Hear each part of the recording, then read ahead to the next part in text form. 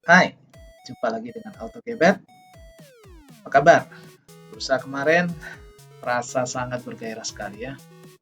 Harga saham di mana-mana sudah naik, sudah terbang. Dan itulah jadinya problemnya.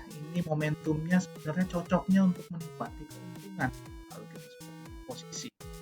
Mulai terasa kalau sulit entry, sulit untuk mencari saham-saham yang masih potensial karena lumayan naiknya sudah banyak. Mari kita simak seperti apa peta saham terkini. Bersiaplah. Next. Garis kuning dana asing mulai bergerak naik. Artinya, asing sudah kembali ke bursa kita dan konsisten terus masuk. So far garis kuningnya mengarah positif dan seiring dengan asing masuk, itu bursa kita sudah naik plus 6,5%. Ada satu catatan, uh, waktu itu tanggal 20 Mei ada misteri dana asing 16 triliun. Data itu benar dari IDX, tapi itu menjadikan grafiknya agak aneh. Menjomplang naik sendirian dan dalam sejarah IHSG belum pernah itu net foreign capital inflow 16 triliun. So, supaya lebih nampak wajar, ini kemudian grafiknya kita sesuaikan, kita jadikan sesuai dengan data yang ada di RTI dan sebagainya. Hasilnya garis kuning dana asingnya lebih enak untuk dilihat dan tetap tidak mengurangi esensinya. Garis kuning naik, IHSG juga naik. Nah, ini artinya optimisme asing bukan berita bohong. Asing masuk, IHSG ikut naik. Oke, mari pertama kali kita lihat data statistik dari IHSG ini ya, tanggal 5 Juni terakhir kemarin. Nah, oke, kita cari seperti apa para penggerak harga di IHSG, saham-saham yang berkapitalisasi terbesar di bursa. Kita ingin cek seperti apa saham-saham ini, mana saja yang terus diakumulasi, mana saja yang sebenarnya masih dilepas besar-besaran. Inilah ringkasan dari saham yang berkapitalisasi besar. Kita lihat mayoritas saham ini sedang akumulasi dan hanya sedikit yang tidak bisa disimpulkan dan hanya satu yang paten. Ini dalam pola distribusi. Nah, mari kita lihat masing-masing seperti apa grafiknya, dan yang saya beri tanda bintang ini tentu menjadi perhatian kita, akan menjadi pencermatan garis kuning menarik ini. INDF sebenarnya tidak masuk dalam 10 besar ini, tapi kalau kita membahas ICBP, pasti kita penasaran seperti apa INDF. Baik, pertama mari kita lihat BCA. BCA, oke, BCA naiknya sangat cepat sekali. Kemudian kita lihat berikutnya BRI. Nah, tentu saja naik akumulasi garis kuning cepat sekali. Unilever, let's see. Nah, ini Unilever akumulasi, tapi coba kalau kita zoom in ya. Nah, ini nampak garis kuningnya mulai mendatar. Oke, garis kuning yang mulai mendatar ini bisa berarti nanti kita menantikan apakah nanti akan ada markdown atau akan menjadi markup. Yang jelas di sini kita perlu pay attention, awasi, jangan sampai berbalik jadi distribusi. Oke, cermati terus. Next, Astra. Bagaimana kabar Astra seminggu ini? 5 tahun banyak turun, tapi kalau kita lihat mulai bulan apa ini? Mei 14 Mei sudah mulai naik. Oke, Astra bisa dibilang ini sudah early trend ini. Mari kita lihat review kita minggu lalu. Ini saham-saham yang sebelumnya direview ini masuk teritori merah, garis kuningnya. Ini mayoritas semuanya sebetulnya masih masuk merah. 3 di sini, MNCN, Jasa Marga, LSIP ini belum bisa terbaca ini. Pelaku pasarnya mau kemana? Nanti kita tengok khusus untuk Jasa Marga. Kemudian yang di sebelah kanan, nah mayoritas di sini semuanya masih melanjutkan akumulasi. Bahkan ada yang mulai berbalik menjadi early trend.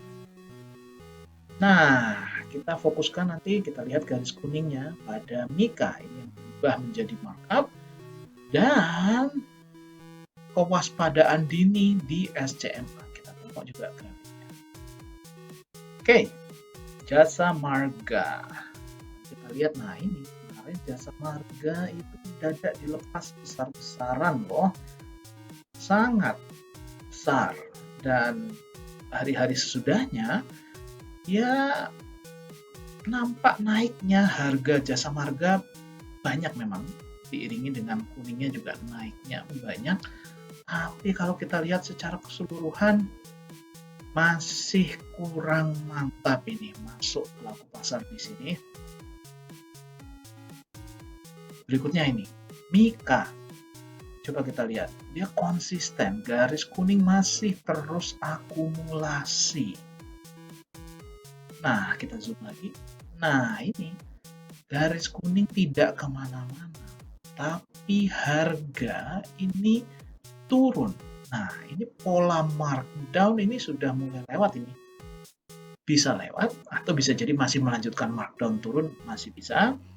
Amati terus, dan ketika harga sudah mulai bergerak naik nanti, nah itu sudah masuk ke pola markup.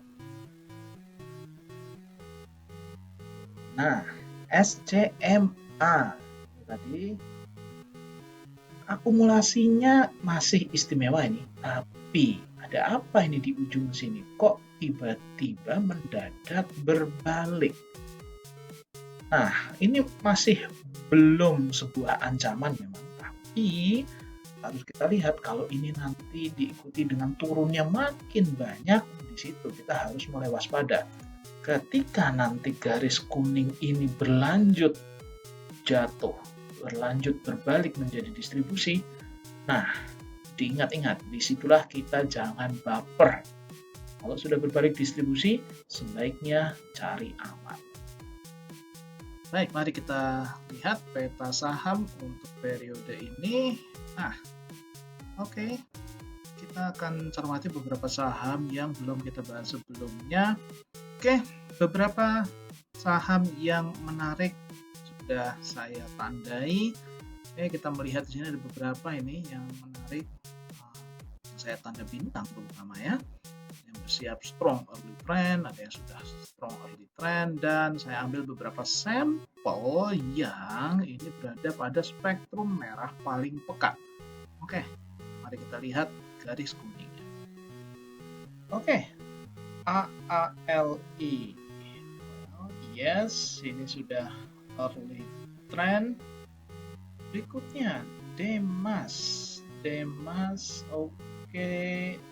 Ya, Demas ini dalam pola masih SMRA. Ini menarik ini mendadak strong early trend. Kita lihat. Yes, ini mendadak pelaku pasar mengakumulasi saham ini. Pasti ada yang sangat menarik. SSIA. Oke, sebelumnya distribusi dan ini bersiap berbalik menjadi akumulasi.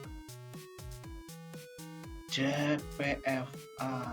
Wow, kita zoom coba. Yes. Ini adalah strong early trend. Mendadak pelaku pasar mengakumulasi besar-besaran dengan cepat sekali. Inco. Oke, garis kuning berbalik menjadi distribusi dan harus waspada ini. Kalau kita zoom nampak, nah garis kuning turun, dan pola distribusi ini memang disertai dengan harga mulai naik. Waspadalah. TKIM. Nah, ini salah satu yang menghebohkan minggu kemarin, mendadak dilepas besar-besaran oleh pelaku pasar, dan hari-hari sesudahnya nampaknya memang pelaku pasar berusaha beli lagi nih. Tapi ya belinya ya tidak maksimal, belum menjadi indikasi yang menarik ini. Oke, MAPI ya, salah satu yang distribusinya terjun bebas ini. Inventory selama sekian tahun mendadak hampir habis bis.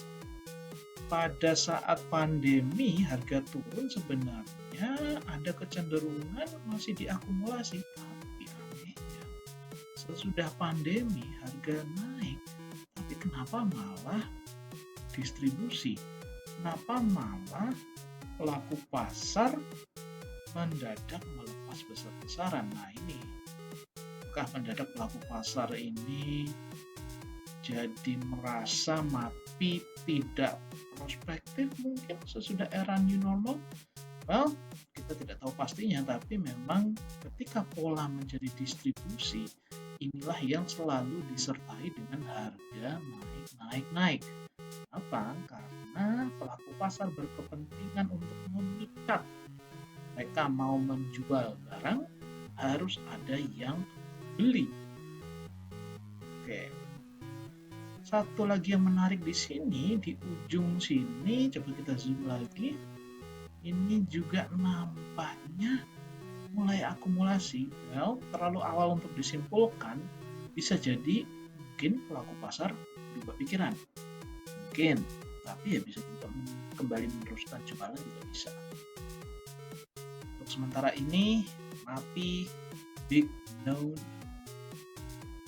That's it. Selamat, sudah sampai finish. Well, nampak memang di suasana penuh euforia ini banyak harga sudah terbang, mulai susah memilih masuk ke saham mana, tapi tetap jauh lebih baik entry saat kondisinya sedang akumulasi, jauh lebih menyenangkan.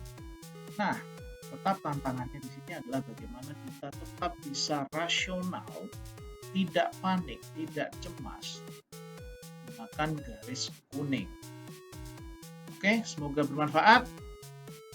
Nantikan episode berikutnya. Jangan lupa subscribe. Sampai jumpa.